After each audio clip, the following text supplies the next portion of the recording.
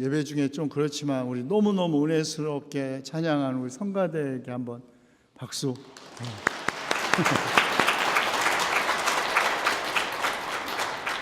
제가 교회 부임한 지 처음 하는 짓을 지금 했습니다.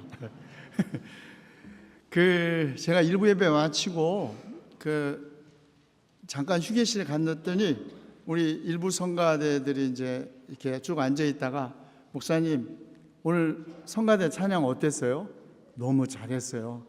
그런데 왜 한번 칭찬을 한번 해주셨으면 더 잘했을 텐데, 좋았을 텐데, 2부 예배 때는 꼭 해주세요. 그랬어요. 그래서 제가 지금 하는 건데, 제가 그랬죠. 아니 솔직히 우리 교회 성가대는 1부건 2부건 우리 교회 모두의 자부심이고 매주 잘하는데, 매주 칭찬을 설교 전에 할 수도 없고 너무 하면 자화자찬일 것 같고, 그래서 사실은 안 했지만 뭐 굳이 자랑과 칭찬이 필요 없을 만큼 사실 여러분 우리 교회 성가대 잘하죠?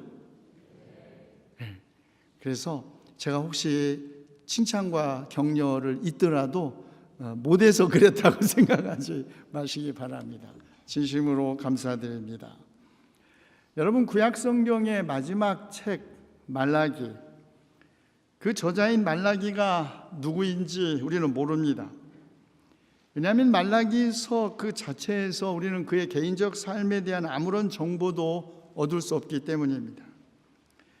우리는 다만 말라기라는 단어가 나의 사자라는 보통 명사라는 것, 그리고 말라기 3장 1절에서 그를 나의 특사, 메신저로 지칭한 것으로 보아 우리는 말라기가 자신을 주님의 특사로 이해한 예언자였으리라고 생각합니다. 그렇다면 말라기 예언자는 과연 어떤 과제를 가지고 파견된 특사였을까요?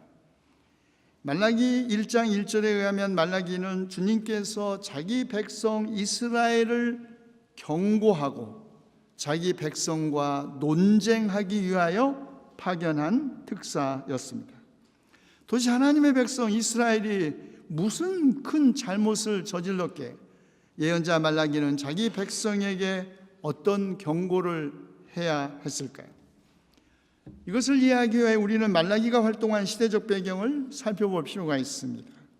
아직 예루살렘 성전이 기능하고 있었고 사마리아에 총독이 있었다는 말씀에 비추어 우리는 말라기가 활동하던 시기를 주전 515년 이후로 생각할 수 있습니다. 그때는 언제입니까? 바벨론 포로 생활에서 해방되어 유다로 귀향한 후입니다.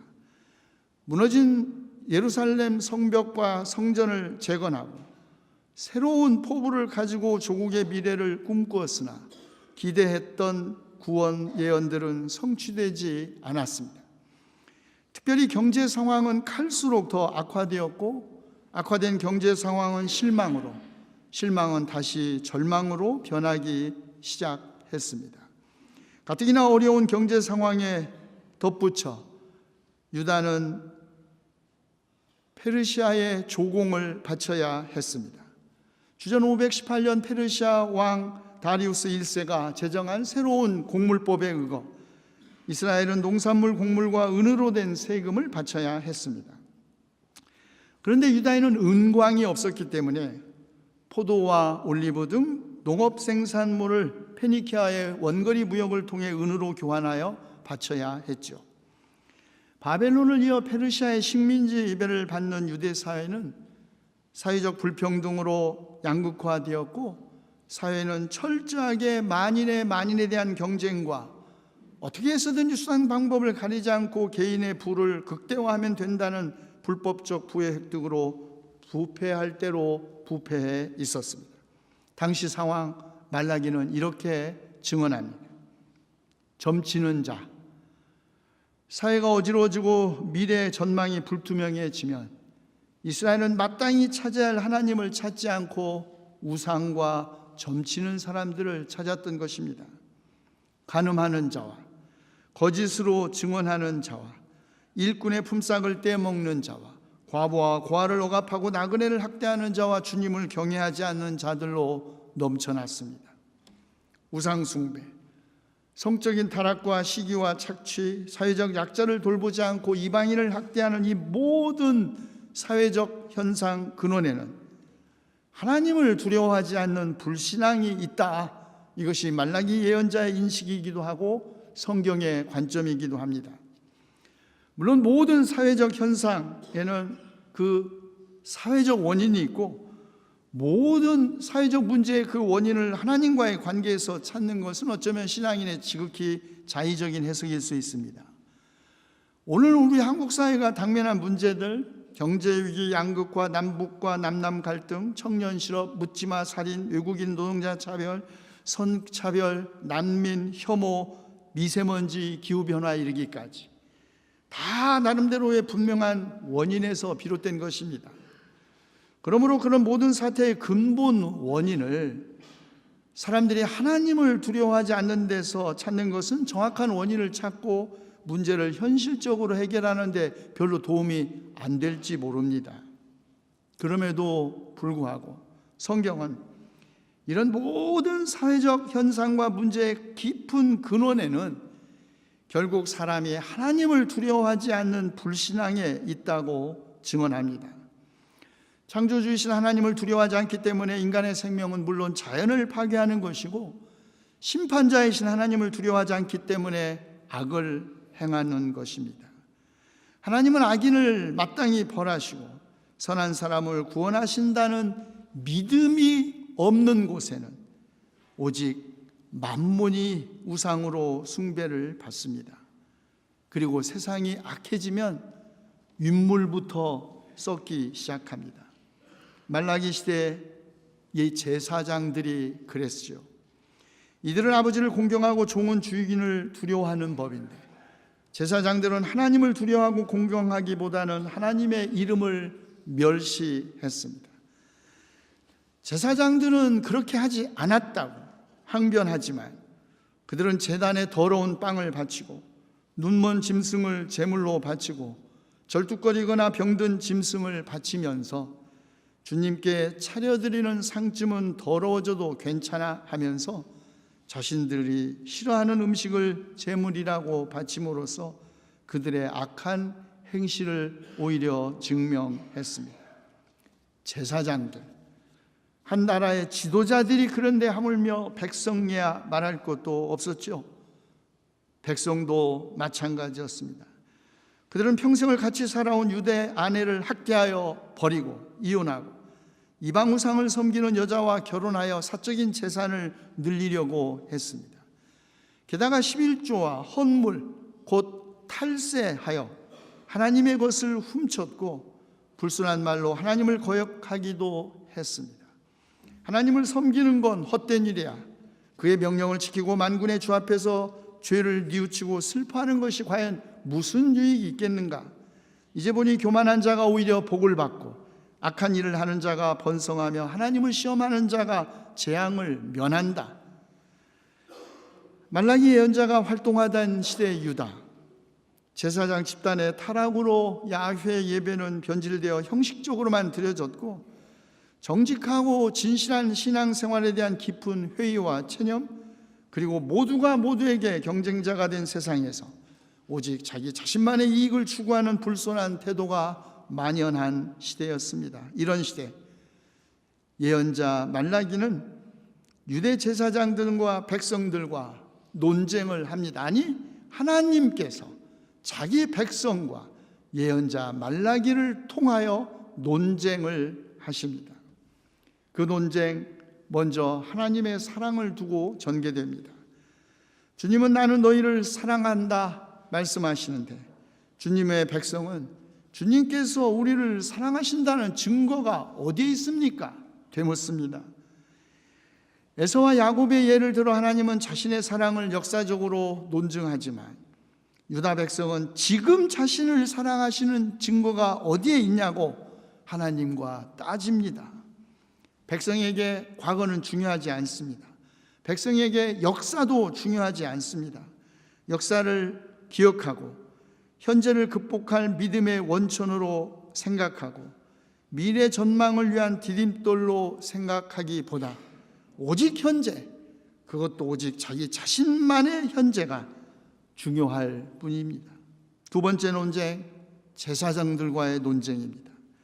하나님을 공경하지도 두려워하지도 않기 때문에 하나님의 이름을 멸시하고 더러운 제물을 바치면서 사욕을 채우는 지도자들과의 논쟁입니다. 그들은 우리가 도대체 언제 주님의 제단을 더럽혔단 말입니까? 되묻습니다. 그러나 하나님을 공경하지 않으니 백성에게 뻔뻔하고 무례할 수밖에 없었지요. 거짓은 또 다른 거짓을 낳고 거짓으로 자신을 정당화하는 것이 습관이 되면 자신이 거짓을 행하고 있다는 것도 망각합니다. 지도자들의 뻔뻔함과 무례함, 한 나라가 망하는 첩경입니다. 세 번째 논쟁, 백성들과의 논쟁입니다. 창조주신 한 하나님을 믿는 하나님의 백성이 그들의 조상과 맺으신 하나님의 언약을 욕되게 한 것이죠.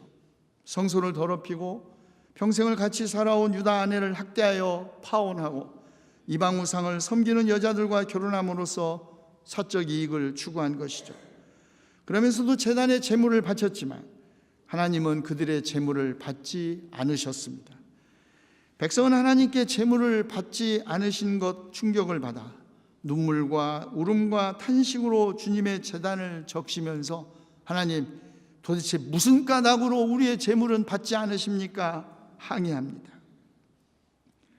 오직 이익만 유일한 윤리적 판단의 기준이 된 유다 백성, 그들에게 종교적 제의와 이웃사랑이 뗄 수 없이 연관되어 있다는 것 이해할 수 없었을 것입니다. 왜냐하면 그들에게는 신앙과 생활이 분리되어 있었기 때문입니다. 아니, 신앙생활이든 결혼생활이든 그 기준이 오직 자기 자신의 이익이었기 때문에 이익이 되지 않으면 언제든지 제사도 편의적으로 드리고 아내도 버릴 수 있었던 것입니다. 형식적이고 편의적인 신앙생활은 사실은 불신앙이라는 동전의 또 다른 면일 뿐입니다. 네 번째 논쟁, 하나님의 공의에 관한 논쟁입니다. 유다 백성은 주님께서는 악한 일을 하는 사람도 모두 좋게 보시는가 보다, 주님께서는 오히려 그런 사람들을 더 사랑하시는 것이 아닐까? 공의롭게 재판하시는 하나님이 어디에 계시는가 비아냥거립니다. 악하게 사는 사람들이 더 잘 나가는 현실에 절망한 사람들의 한숨이지요.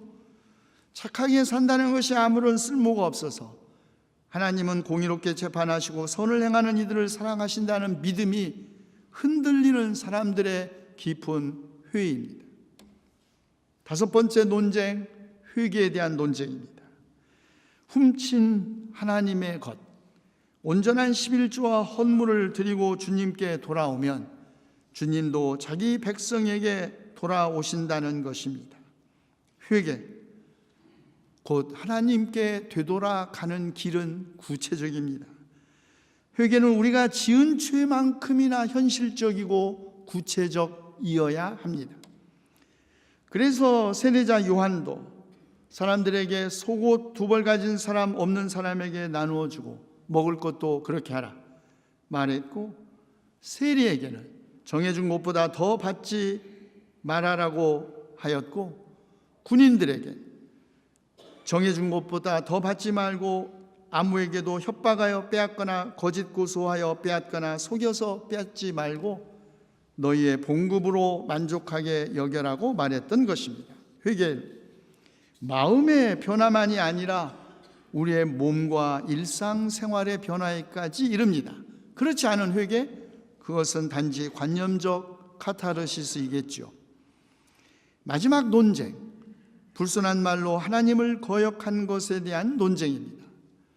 하나님의 백성은 하나님을 섬기는 것은 헛된 일이다, 그의 명령을 지키고 만군의 주 앞에서 그의 명령을 지키며 죄를 뉘우치고 슬퍼하는 것이 무슨 유익이 있단 말인가?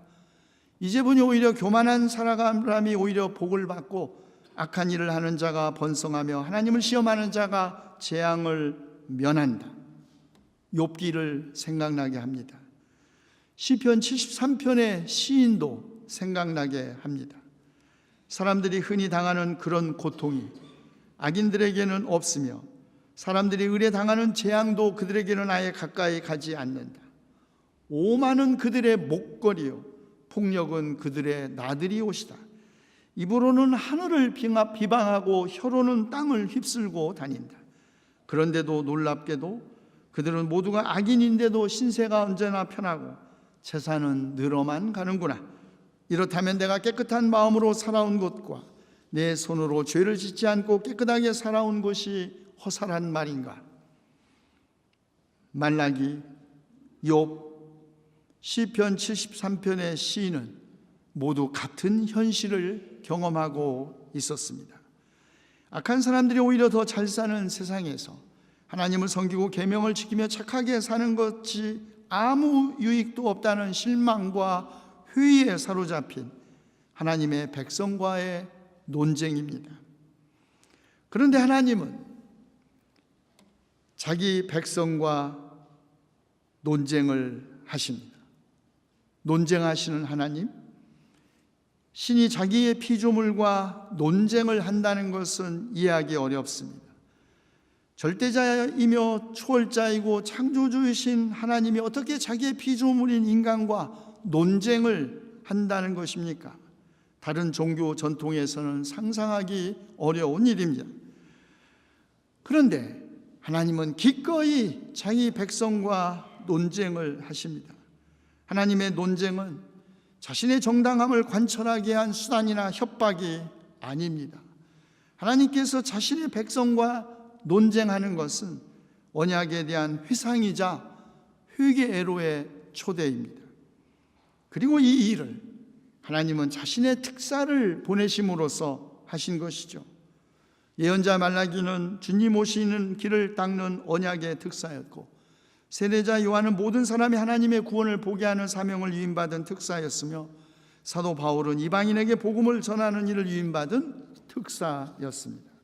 특사는 자기의 이름으로 자신의 일을 하는 사람이 아니라 자기를 보낸 이의 이름으로 자기를 보낸 이가 맡긴 일을 하는 사람이죠. 그 일이 특사에게 권위와 기쁨만 주는 것은 아닙니다. 우리는 예언자 말라기의 최후를 알지 못하지만 자기 동족에게 회개를 촉구하고 심판과 저주를 예언하였던 예언자의 마음이 어떠했을지는 상상할 수 있습니다.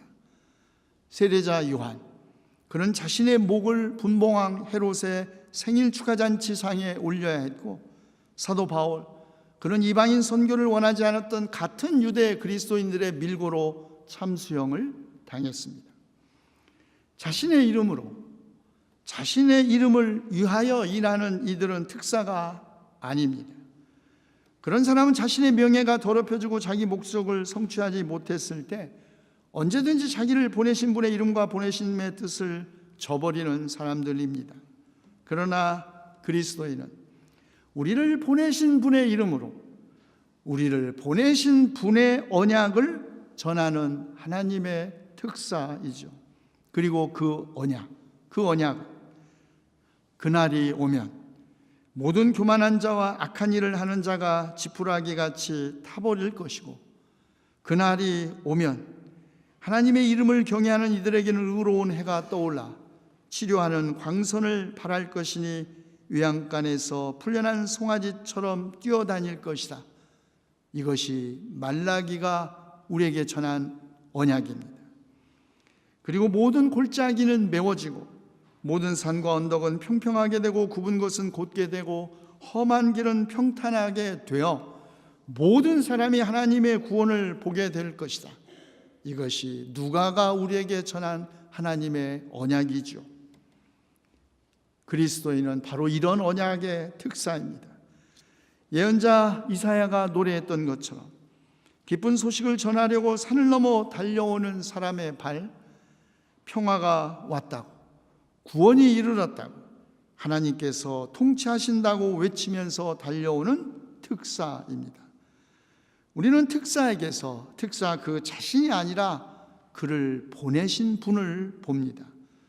그러므로 세상이 우리 그리스도인에게서 우리 자신이 아니라 우리를 보내신 예수 그리스도를 볼 수 있게 하는 것, 그것이 특사의 영광이고 그것이 진정한 의미의 선교입니다.